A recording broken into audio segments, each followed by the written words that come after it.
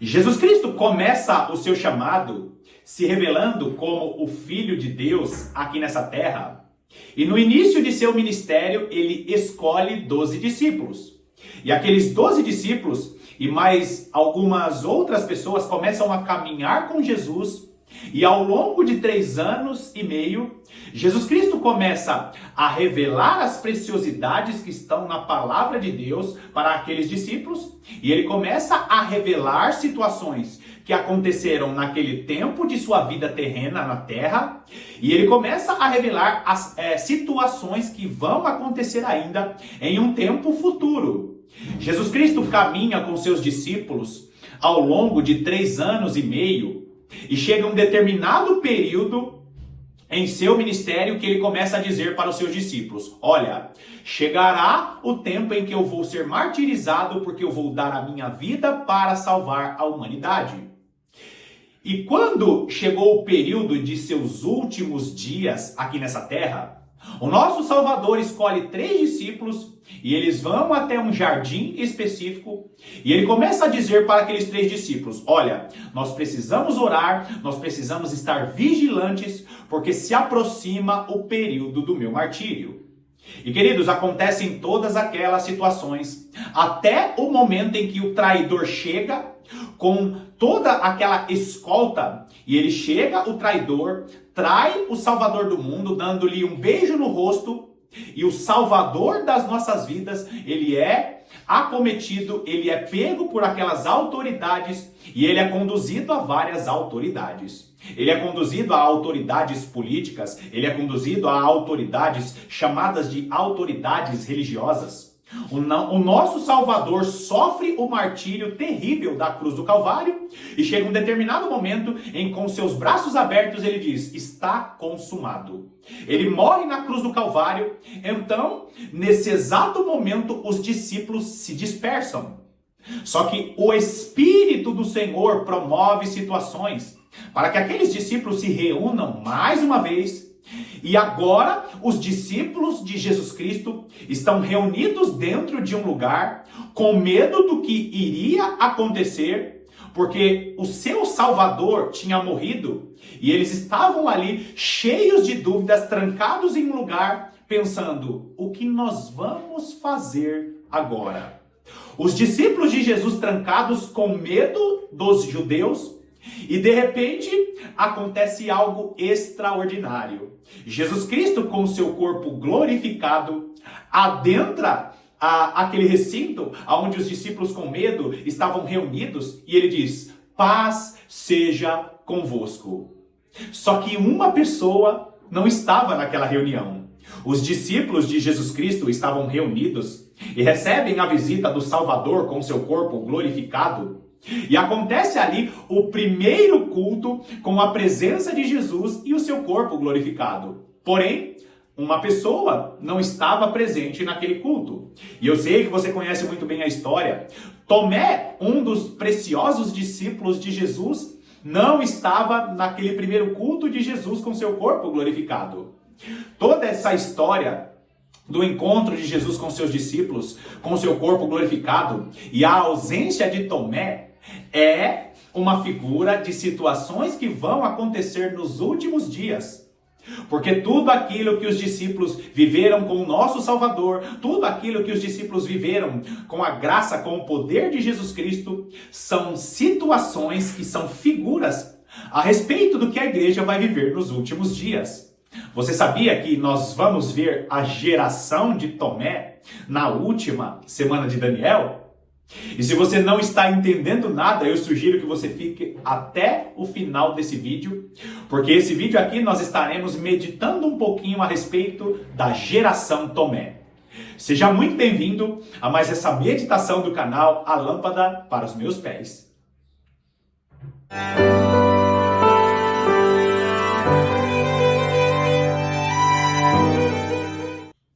Eu particularmente não gosto de ministrações, de pregações que ficam difamando a preciosa história ou o precioso início do chamado de Tomé. Nós devemos tomar muito cuidado ao ficar dizendo que Tomé é o discípulo que simboliza a incredulidade, quando na realidade nós vamos ver a geração Tomé nos últimos dias. A geração Tomé é sim uma geração que inicialmente não vai acreditar no mover, no agir do poder, do Espírito do Senhor em um determinado período. Tomé realmente ele não acreditou inicialmente na ressurreição do nosso Salvador, porém nós não podemos usar essa situação de falha, essa situação de fraqueza de Tomé para ficar difamando esse discípulo precioso que é tão presente em nossas vidas e em nossos ministérios. Não seja aquele crente, aquele cristão que fica difamando Tomé. Aliás, a história do discípulo Tomé, se você conhecer a tradição cristã que conta a respeito do ministério de Tomé, você vai ver que Tomé teve um dos chamados mais preciosos e incríveis, e algumas linhas dessa tradição cristã vai dizer que Tomé foi um dos responsáveis pela disseminação do evangelho na Índia, por exemplo. Então a ideia desse vídeo aqui não é ficar difamando Tomé, mas mostrar que Tomé representa uma geração que estará muito forte e muito presente nos últimos dias. Sabendo disso, vai lá comigo em João capítulo 20. João capítulo 20, primeiro nós vamos ler os versículos 11 e nós vamos pular para o versículo 18. E eu quero que você preste bastante atenção, porque todo esse contexto dos primeiros dias de Jesus com o seu corpo glorificado, logo após a sua ressurreição, são dias que prefiguram o que a igreja vai viver nos últimos dias. João capítulo 20, versículo 11 diz assim: Maria, entretanto, permanecia junto à entrada do túmulo, chorando. Enquanto chorava, abaixou-se e olhou para dentro do túmulo. Eu não vou ler esse texto todo, e eu quero te estimular a ler todo o capítulo 20 de João, do Evangelho de João, para você compreender como essas figuras representam o que vai acontecer nos últimos dias. Porém, nós estamos vendo aqui Maria, ela está à frente do túmulo de Jesus, e ela está o quê? Chorando. Por quê? Porque o Salvador tinha morrido. E queridos, eles não tinham, naquela época, eles não tinham a dimensão do que simbolizava a morte de Jesus na cruz do Calvário. E ali, queridos, com um sentimento natural, Maria, ela está à frente do túmulo. Por quê, queridos? Porque ela estava chorando. Maria prefigura a igreja de Jesus Cristo que estará chorando pelo grande avivamento. É o que o profeta Jeremias profetizou, é o que o profeta Isaías profetizou a respeito do período das dores de choro ou das dores de parto. Na verdade, queridos, a igreja que estará vestida de pano de saco nos últimos dias será uma igreja que, assim como Maria, estará chorando. Só que agora a igreja não estará chorando por causa da morte do Salvador. A igreja estará chorando no período da angústia de Jacó, porque a igreja estará gerando o avivamento. Assim como Jesus Cristo saiu do túmulo para promover as maravilhas e logo em seguida ministrar o Espírito Santo, a igreja com seu agir estará aqui nessa terra, estará gerando o avivamento que é o filho varão, que é a maturidade. Maria, nesse texto aqui, prefigura a igreja que estará chorando como se alguém estivesse morrido, quando na realidade esse choro de amargura será um choro que vai promover as maravilhas aqui nessa terra. Não se esqueça disso. O período da angústia de Jacó, a grande tribulação, é o período do choro em que a igreja estará vestida de pano de saco, gerando o grande avivamento. É por isso que o apóstolo Paulo fala: eu gerei vocês com grandes dores de parto. Para quê? Para que Cristo nascesse em vós. Ou seja, o avivamento será gerado com uma igreja vestida de pano de saco, porque esse grande avivamento é o avivamento que vai gerar o poder e a autoridade de Jesus Cristo. Eu já falei aqui sobre o período das dores de parto, e Maria, sim, representa esse período. Agora olha o versículo 18. Então saiu Maria Madalena anunciando aos discípulos: viu o Senhor e contava que ele lhe dissera estas coisas. Aqui nesse versículo 18, é Maria relatando aos discípulos que primeiro ela tinha visto 2 anjos, e que depois ela olhou e viu um homem, ela achou que fosse o jardineiro, quando na realidade era Jesus se apresentando primeiro a uma mulher. E o que isso significa, queridos? Significa que Jesus Cristo estará se revelando à mulher que é a igreja nos últimos dias. Então, uma mulher que vai estar de luto chorando, uma mulher que vai estar em um momento de angústia por causa de um período de luto que representa a angústia de Jacó, é uma mulher que receberá a revelação de Jesus Cristo glorificado. É a igreja, primeiro, gerando em seu ventre espiritual o avivamento, aguardando o seu noivo que virá rasgando os céus agora. Não é um túmulo mais, o túmulo não pôde detê-lo, a morte não pôde detê-lo e as aflições desse mundo também não vai poder deter a revelação que vai estar sobre a igreja e não poderá deter o retorno do nosso Salvador. Ou seja, Maria Madalena representa a igreja que vai estar chorando para gerar este avivamento, a revelação da glorificação de Jesus Cristo e em seguida a glorificação da própria igreja. Entendendo isso, olha o que diz o versículo 19. Ao cair da tarde daquele dia, o primeiro da semana, trancadas as portas da casa, onde estavam os discípulos com medo dos judeus, veio Jesus, pôs-se no meio e disse-lhes: paz seja convosco. Primeira coisa, queridos, primeiro dia da semana. E não se esqueça, isso aqui é uma figura, uma situação que aconteceu de maneira literal, mas é uma figura do que vai acontecer na última semana de Daniel. E sim, a igreja estará na grande tribulação. E eu tenho vídeos aqui mostrando para você que a teologia de que a igreja não estará na grande tribulação não é bíblica. Não encontra embasamento bíblico, ainda que tenham muitos teólogos famosos que dizem isso. Bom, ao cair da tarde daquele dia, o primeiro dia da semana. Nós estamos falando a respeito do início da grande tribulação. Por quê, queridos? Não só por causa desse relato, dessa figura que eu estou falando aqui, mas segundo o que está escrito no livro de Apocalipse, segundo o que o ensino das 7 festas do Senhor nos mostra, que assim que a igreja receber o Espírito Santo no começo da grande tribulação, lembra? Chuva temporã, quando começar a grande tribulação, se inicia o último e grande derramar do Espírito Santo, que são as chuvas serôdia. Nesse início, o que vai acontecer? A igreja também estará com medo da perseguição. A igreja também estará com medo daquilo que vai acontecer. Só que a igreja receberá o último e grande avivamento. E mesmo que seja perseguida, mesmo que seja afrontada, o que vai acontecer com essa igreja? Ela não temerá, porque ela terá a paz de Jesus Cristo que somente o derramar do Espírito do Senhor pode dar. Esse versículo 19 mostra a situação literal em que os discípulos estavam trancados, em que os discípulos estavam ali com medo, porque Jesus tinha morrido na cruz do Calvário, e eles estavam sob a ameaça dos judeus e do Império Romano.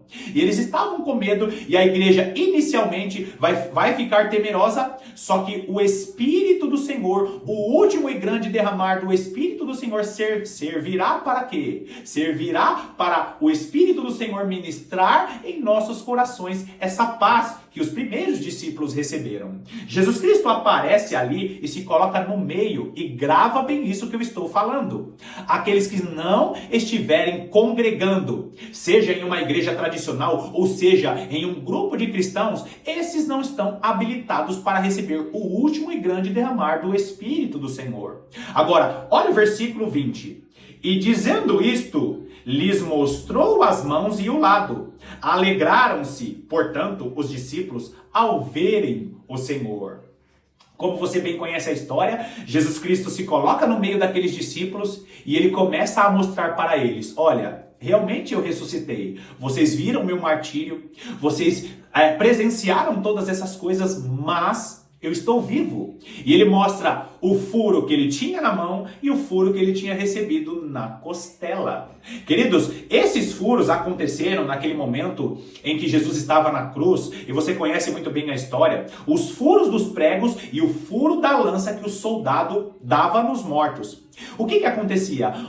Quando considerados criminosos eram crucificados, existiam ali algumas atitudes que os soldados eles promoviam para saber se aquele que tinha sido crucificado realmente tinha morrido. E uma das atitudes era quebrar os seus joelhos ou colocar uma lança ao lado para saber se realmente eles tinham morrido. E se você ler o relato que aconteceu na crucificação, você vai ver que Jesus já estava com os furos nas suas mãos por causa dos pregos, e o soldado, ele pega a lança e fura ao lado de Jesus, e daquele furo da lança sai água.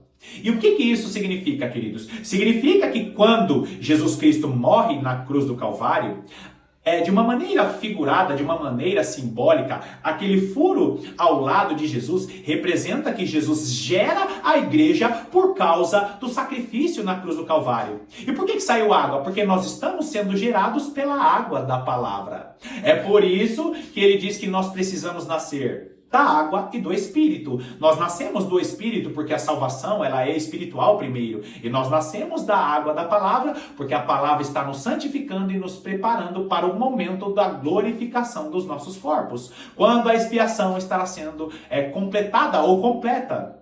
Então, queridos, quando você olha Jesus Cristo mostrando para os discípulos, o que ele está dizendo? Olha, eu realmente morri, e é dessa maneira que a igreja estará vivendo nos últimos dias. Por quê? Porque o furo nas mãos representa o poder que a igreja receberá para executar algumas situações aqui nessa terra. E o furo ao lado de Jesus representa a igreja que estará sendo tocada por Deus, porque a igreja receberá em seu ventre espiritual as dores de parto para gerar o avivamento. Então as mãos de Jesus furada representa nos últimos dias a igreja que receberá autoridade para executar as maravilhas de Deus aqui nessa terra. E essa mesma igreja receberá de Jesus o ventre espiritual, sofrerá as dores de parto e estará pregando a palavra de Deus. Assim como Jesus Cristo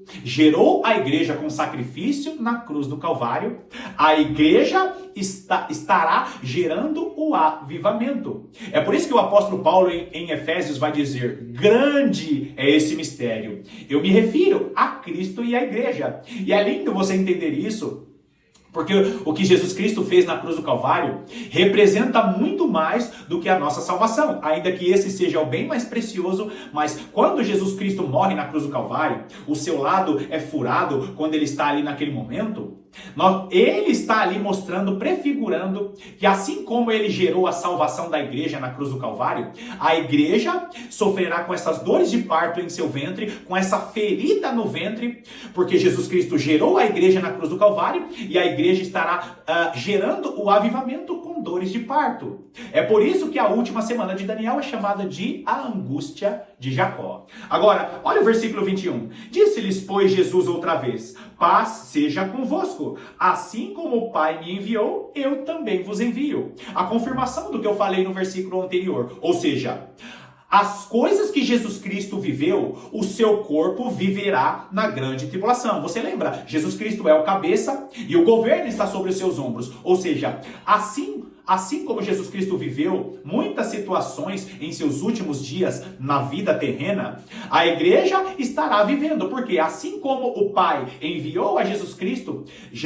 agora está enviando a igreja, e assim como Jesus Cristo gerou a igreja no sacrifício da cruz do Calvário, a igreja estará gerando a maturidade, o filho varão estará gerando o poder e a autoridade para os últimos dias. A igreja ficará grávida, ficará gestante do poder e graça derramado sobre ela nos últimos dias. Olha o versículo 22. E havendo dito isto, soprou sobre eles e disse-lhes: recebei o Espírito Santo. Vocês conseguem perceber aqui que para a igreja gerar o grande avivamento, essa igreja receberá mais uma vez o Espírito Santo, só que não é a mesma porção do Espírito Santo que foi a chuva temporã no início da igreja. Agora a igreja receberá o sopro do Espírito Santo, que são as chuvas serôdia, que são as chuvas não para ênfase em salvação. Agora o sopro do Senhor será para ênfase do amadurecimento.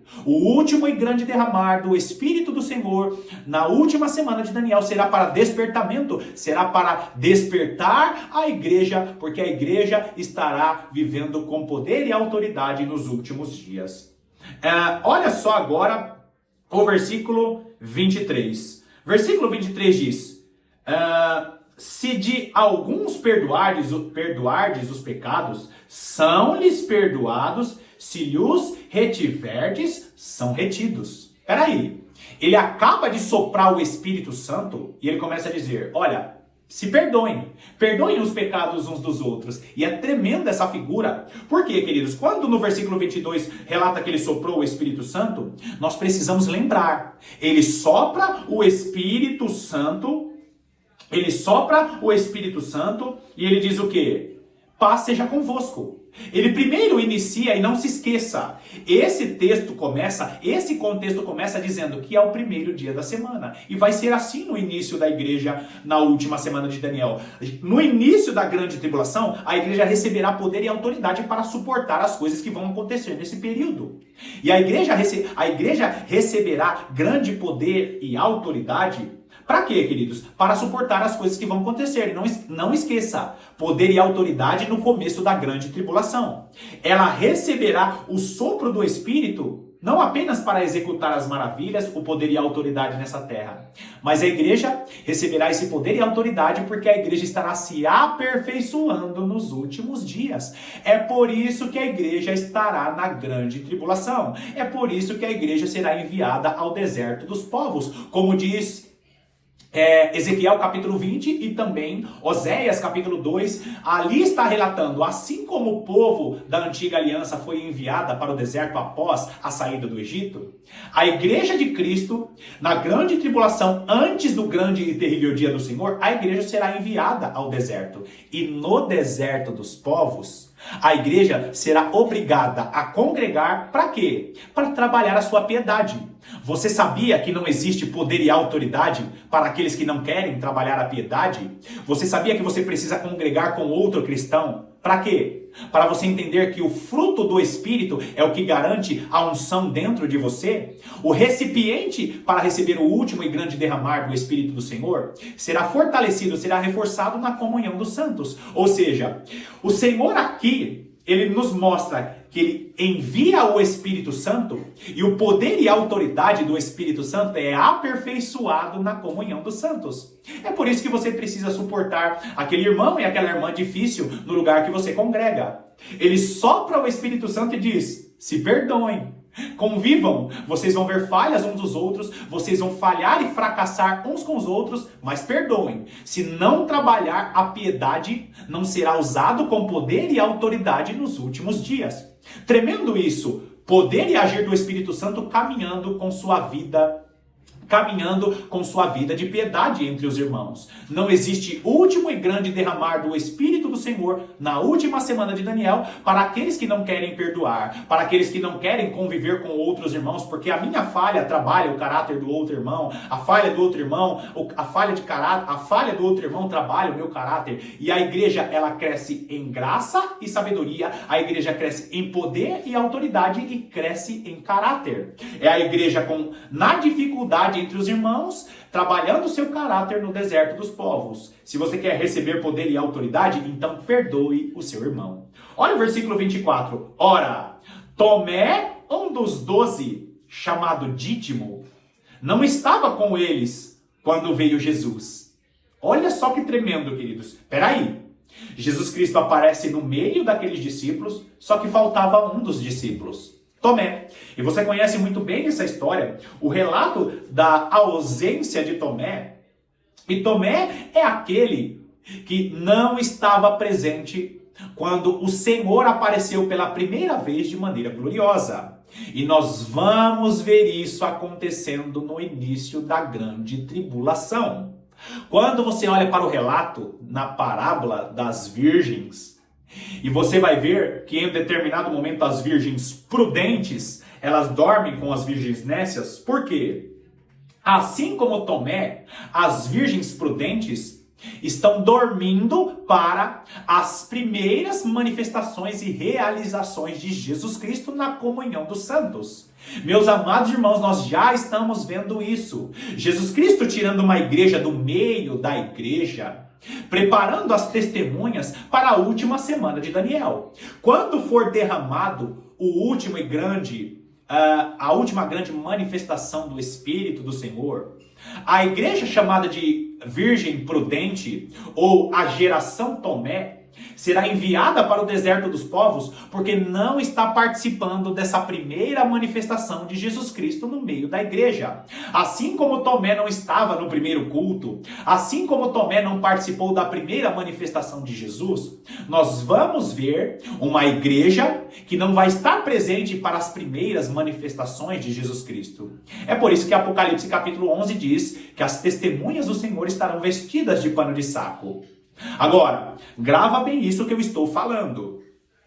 Grande parte da igreja está dormindo para as principais profecias da palavra de Deus, assim como Tomé não estava presente na primeira grande realização, na primeira grande manifestação de Jesus após a sua glorificação. Tomé, a palavra ou o nome de Tomé significa gêmeo. E queridos, nós precisamos tomar muito cuidado para não sermos aqueles que não têm piedade.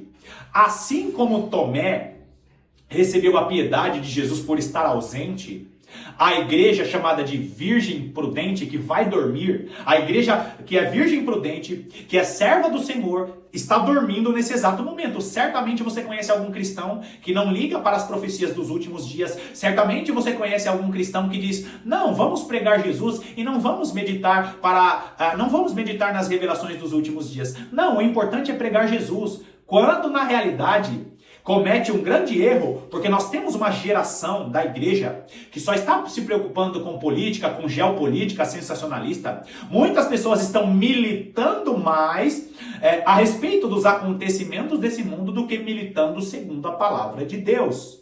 Existe hoje uma geração de Tomés. E eu não falo isso de maneira pejorativa, por quê? Tomé significa gêmeo, ou seja, assim como você que é testemunha do Senhor que está acordado, que está acordada, você precisa entender que as virgens prudentes, que a geração Tomé é gêmeo, ou seja, eles têm o mesmo direito das revelações que as testemunhas estão recebendo. E você que é testemunha, que está acordada, você será usada por Deus, vocês serão usados por Deus para despertar a geração Tomé. A geração Tomé é a mesma geração das virgens prudentes. Vão dormir junto com as virgens imprudentes, com as virgens nécias, só que em um determinado momento da grande tribulação, serão despertas pelas testemunhas. Ou seja, eles não participam da primeira camada de revelações, porque não acreditam nas coisas que as testemunhas, a igreja que sai de dentro da igreja, a igreja que sai do meio da igreja, para despertar as virgens prudentes, para despertar a geração Tomé. Quando você olha aqui o nome de Tomé, sendo chamado de gêmeo, o que isso significa? Significa que nós somos gêmeos com aqueles que estão dormindo. Queridos irmãos, não menospreze aquele cristão que é piedoso, que serve a Deus com fidelidade, mas não está enxergando o que você está enxergando. Ele é gêmeo, ele faz parte da mesma igreja que você, por isso você não pode deixar o orgulho e a soberba entrar em seu coração. Tenha paciência para ajudar os cristãos gêmeos, a geração Tomé, a despertar. Agora, olha só que importante isso. O texto vai dizer o quê? Que Tomé era um dos 12, ou seja, faz parte do governo da igreja, faz parte das testemunhas do Senhor, como eu já mencionei aqui para você, na parábola das virgens. E esse mesmo Tomé é chamado de Dídimo. Você sabe o que significa Dídimo? Dídimo significa duplo, ou dídimo significa duas vezes. Olha que preciosidade! O período da geração Tomé é o período em que a igreja receberá a porção dobrada. É por isso que as primeiras chuvas, no primeiro derramar do Espírito do Senhor, é chamado de chuva temporã. Os últimos dias, na última semana de Daniel, nos 7 anos e meio, aliás, nos 7 anos da grande tribulação, a igreja receberá as chuvas serôdia. É a geração que vai receber a porção dobrada. A geração Tomé que estará na grande tribulação é a geração que viverá o momento dídimo. O que é o momento dídimo? É o momento da porção dobrada. É o momento em que o derramar do Senhor será derramado 2 vezes. A igreja dos últimos dias viverá maravilhas ainda mais gloriosas do que a igreja viveu no início. Elias representa o início da igreja de Jesus Cristo e Eliseu representa a igreja que receberá a porção dobrada. É por isso que Tomé, sendo gêmeo, será despertado e será despertado no período da porção dobrada. É o período do dídimo, é o período de receber 2 vezes do nosso Deus, porque a igreja na grande tribulação receberá porção dobrada, receberá do Espírito do Senhor 2 vezes. Ou seja, a geração Tomé receberá a graça do Senhor, só que no início eles não vão acreditar. Então grava bem isso. Tomé significa gêmeo, é justamente a geração que não acredita no início, porém será despertada pelas testemunhas do Senhor que já vão ter as primeiras revelações, assim como teve Maria Madalena. Segunda coisa, queridos, nós vamos ver o versículo 25 dizendo: disseram-lhe então os outros discípulos: vimos o Senhor. Mas ele respondeu: se eu não vir nas suas mãos o sinal dos cravos, e ali não puser o dedo, e não puser a mão no seu lado, de modo nenhum acreditarei. Quando nós olhamos para essa figura do próprio Tomé dizendo: olha, eu tenho que ver, eu não vou acreditar nisso. Queridos, nós estamos falando da geração Tomé, que é justamente a geração que faz parte dos 12, como eu li para você. É a geração chamada de gêmeo.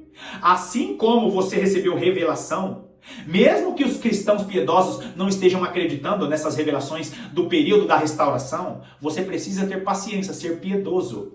Existem muitos cristãos que estão recebendo as revelações para os últimos dias. Nós estamos vendo essa geração já se levantando. Só que existem muitos servos do Senhor que têm as revelações, mas acham que só porque outros cristãos não têm a mesma revelação que eles, são hereges. Ah não, ele acredita em outra coisa, quando na realidade nós precisamos ter paciência com a geração Tomé. A geração Tomé não é de uma maneira pejorativa. A geração Tomé é uma geração que faz parte do governo da igreja. A geração Tomé é uma geração piedosa, é uma geração que em seus corações bate o coração de Jesus, mas inicialmente elas não acreditam nas revelações da restauração. É por isso que nós precisamos ser piedosos, porque a geração Tomé será desperta no deserto dos povos, assim como relata Ezequiel, Isaías e também o profeta Oséias. Queridos irmãos, Tomé, ele se encontra agora no meio dos discípulos e não se esqueça. A igreja será obrigada a congregar na grande tribulação, porque será enviada ao deserto dos povos. Vou repetir, Ezequiel 20, Oséias capítulo 2 e Apocalipse capítulo 12, confirmando tudo aquilo que estão nos profetas. Essas conjecturas, essa figura que essa história nos mostra, tem vários embasamentos bíblicos e não vem da minha cabeça. Tem textos bíblicos que confirmam tudo isso que eu estou falando aqui. Só que a história de Jesus, a história da revelação de Jesus após a sua glorificação, a história do encontro ali de Tomé com os primeiros com os apóstolos, são situações que são figuras que nos mostram o que vai ocorrer no período da grande tribulação. Amados irmãos, Tomé foi aquele que não acreditou inicialmente e será levantada uma igreja, as testemunhas do Senhor, os discípulos que receberam as primeiras revelações de Jesus, e essas testemunhas irão para o deserto dos povos para despertar a geração Tomé. Amados irmãos, eu vou encerrar aqui esse primeiro vídeo. Nós faremos um segundo vídeo falando a respeito da geração Tomé que será despertada no deserto dos povos. Mais uma vez eu quero te agradecer pela sua companhia. Que Deus te abençoe poderosamente. E eu estou aqui te aguardando para o segundo vídeo dessa minissérie maravilhosa.